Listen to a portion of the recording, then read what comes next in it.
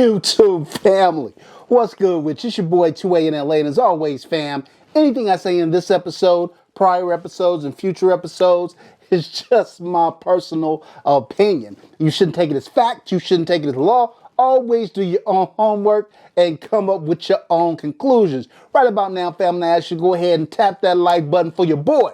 If you're new to the channel, I want to say welcome. I appreciate you. Come on in. I'm going to ask you to go ahead and subscribe. I think you are going to enjoy the content, fam. And if you don't, look, you can always unsubscribe later. And if you are an existing supporter, fam, I appreciate you more than you can possibly imagine. All right, let's get this episode rolling. Fam. I told you your boy was on a roll. I told you I wasn't playing in 2023. And so we got another little unboxing here today. And look, fam, this is one of those ones. This was not a dream gun or anything like that, unlike a lot of the things you've seen me copping lately. But this was something that I saw at SHOT Show, and I was like, ooh, I really liked it. It was budget friendly. And I was like, man, if I get an opportunity to pick one up out here, I'll pick it up. And sure enough, I did that. And of course, we're talking about the Smith & Wesson M&P 2.0. Now, for you guys who watch the channel, you guys know I have the polymer version of the 2.0. But in this video, we are unboxing the 2.0 metal, and let me let you peruse, fam. Come on, fam. You know you got to stop playing with your boy. We got that Steiner DBS on it. We got that TLR8A on it, or the TLR8G on it. I'm sorry. Yeah, fam. Look, this is an attractive looking firearm, fam. So look, if you are not in the state of California and you can get this at regular list price, is it a higher price for an M&P? Yes, but look at it. Look at it. I think it MSRPs for about $800 and something. I will put that up there. I'll put the actual MSRP up there for you guys so you can check it out. Yeah, fam. Look. First of all, the gun is free and clear. Nothing in it, right? Point safe, except direct, all good, right? So look, fam. Look, I've always said, and you can go back and look at some of my early gun collection videos when I had the M&P 2.0 polymer version. I always felt like the grip, the way an M&P feels in your hands is incredibly unique. It's like the perfect fit. Even over guns that cost way more money, it just feels ideal. And my biggest complaint about it previously was the trigger. And as you guys know, on my polymer version, I changed out the Smith & Wesson trigger for an Apex trigger, and that was just perfection, right? They have, they've upgraded the trigger. Now, I've heard people say, oh my God, this is like a competition trigger. Okay, be easy, y'all. Let's not get carried away. Come on, man. Come on, just slow down. I will say this trigger is vastly improved from the older polymer trigger, which was kind of crunchy and long,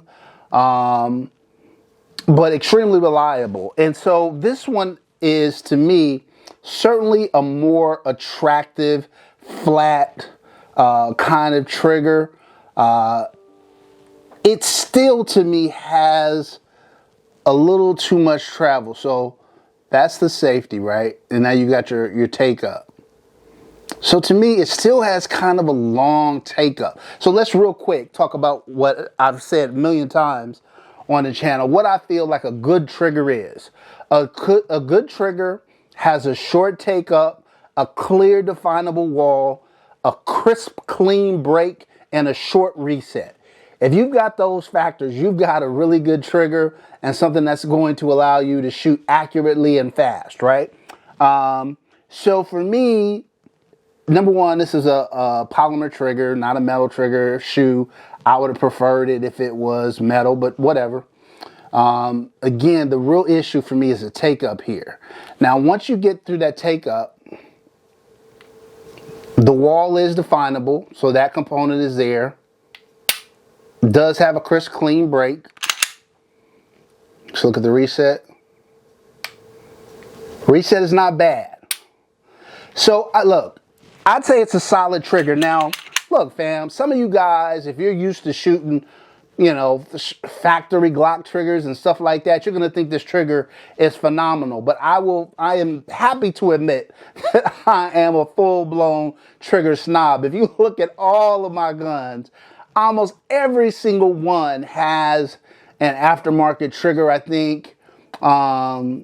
Even mechanics, which come with really good triggers from the factory, I've replaced those out too. The only guns of mine that don't have, you know, trigger upgrades are my like hyper guns, my super guns, the Atlases of the world, the Staccatos of the world, and things like that, where the factory trigger is already like competition level good, right? So this is not that. But like I said, everything is relative. It all depends on what you've grown accustomed to. If it were me, would I probably replace this with an Apex? I don't know if Apex makes one for the metal yet, but if they did, I might replace it out. But I don't need to. This is not something where it's so bad it's going to irritate me or anything like this. And like I said, it's much better. It's a vast improvement over what their factory trigger used to be. If I had to guess in terms of pull weight, you know, when we do an actual review of the gun, I'll do a pull test on it, but it's not, maybe it's a 4-pound pull, something like that.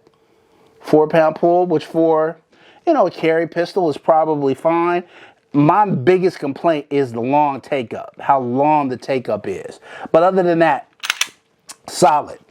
And look, the fit and finish of the gun is really, really nice, y'all. I mean, look, it speaks for itself. This is one attractive looking firearm. I think Smith & Wesson, they did their thing on this one. I also think it comes in black. I'll verify that up there. But I think this two-tone look is great. The grip is very grippy, like I said. Look, if you guys don't have even the polymer 2.0, man, it's a gun that, like I said, very few guns feel better in your hands than a 2.0. And this metal fits the bill as far as that goes. But look, fam, this is not meant to be, I should say too, this is not meant to be a review. It's just an unboxing. I will let you know that it comes optic ready and they provide a variety of plates, so you don't have to worry about that. You know, you can pick out your optic of choice and run with it. I had been wanting, you know, I like closed emitters. I had been wanting to pick up one. I thought about the Acro, but I thought the Steiner MPS would be perfect for this one. A perfect chance for me to try it out, and a great look. And I feel like it flows very well with the M&P 2.0. You guys let me know what you think. I'll run a little B-roll up there too. But look, fam, if you're expecting me to, because I have a lot of firearms that are on the high end, if you're expecting me to come in here and bemoan the M&P 2.0, you thought wrong, because like I said, I love my polymer M&P 2.0. I shoot it really, really well, and that one doesn't even have an optic. The metal is obviously a heavier firearm. Again, I haven't had a chance to get it out to the range and shoot it, but I would imagine that given the additional weight, it's probably going to be more recoil resistant. Now, I believe it has a smaller barrel, and I'll put up the specs for it up there. But look, fam, I think this is just going to be a fun gun for me to shoot. One I can take out to the range from time to time and shoot with, or if I get a beginner who wants to get some experience behind the gun, this would probably be a good gun to put in their hands, chambered in 9mm. So yeah, the M&P 2.0. Right? That's it for this episode, fam. Until next time, as always, take care of one another and peace.